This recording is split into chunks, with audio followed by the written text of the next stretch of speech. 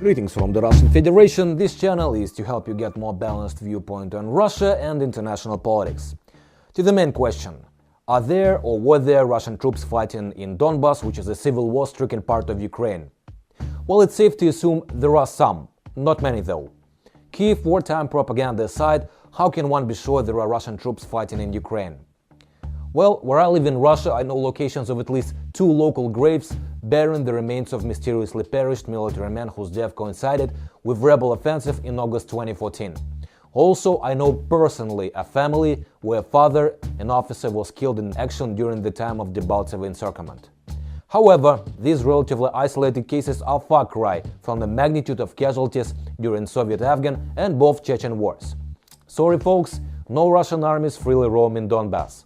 It's mostly locals who oppose Kyiv junta. There never was any Russian invasion, because invasions are strategic endeavors of substantial magnitude. Smaller-scale tactical cross-border actions such as skirmishes, sorties, raids, infiltrations or guerrilla warfare are not generally considered invasions. While technically Crimea was also never invaded because Russian troops were stationed there lawfully by treaty. There is no way you can hide an invasion. Imagine defeating Taliban secretly or quietly bombing Saddam. But more or less so, you can hide black ops, skirmishes and infiltrations.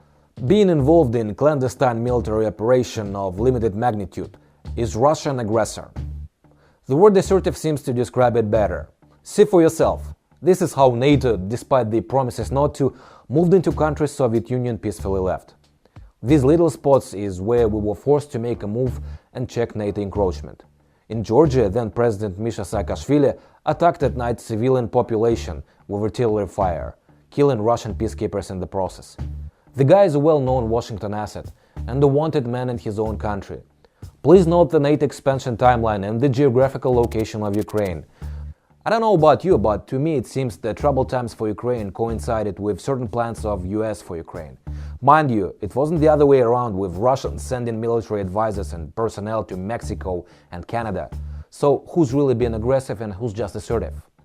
No Russian, including Putin, want to get into any kind of war with Ukraine. We're like brothers, no matter what some crazy ultras say. I'm quarter Ukrainian and most Russians have Ukrainian relatives and friends. The nasty thing which is going on right now between Russia and Ukraine is artificial and unnatural, mostly fueled by Bandera ideology. By the way, have you seen a Nazi collaborator being made into national hero? Well, check this out. So you guys in the West who think of what to do with Ukraine, just leave them alone. And once your political elite leaves them alone, ours will also stop treating them as a threat. If you like the show, feel free to watch an episode on how gays are treated in Russia. Name is Vadim Avin, trust facts and think for yourself only.